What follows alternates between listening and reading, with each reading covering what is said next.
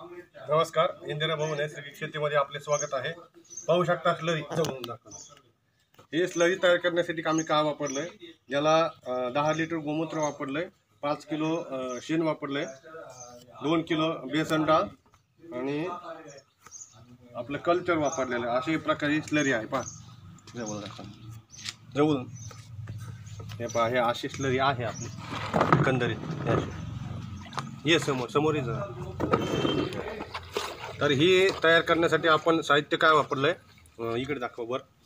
तर 10 लिटर गोमूत्र वापरलंय, 5 किलो शेण म्हणजे असं गोळा त्याचा 5 किलोचा, 2 किलो बेसन पीठ वापरलं म्हणजे आपलं हरभऱ्याच्या डाळीचं, आणि 1.5 ते 2 किलो गूळ वापरलं। अशा प्रकारे आपण ही स्लरी तयार केली।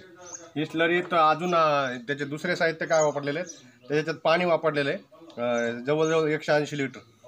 तसेच याच्यात एरंडीचा पाला आहे 2 किलो, शेवग्याचा पाला आहे 2 किलो, कडुलिंबाचा पाला, कडुलिंब दाखवा, कडुलिंबाचा पाला 2 किलो, आणि जे रूट असते आपली, जी आपण मारुतीला किंवा दर अमावस्या शनी अमावस्या असते त्याला आपण मारुतीचा जी माळ करतो ती रूट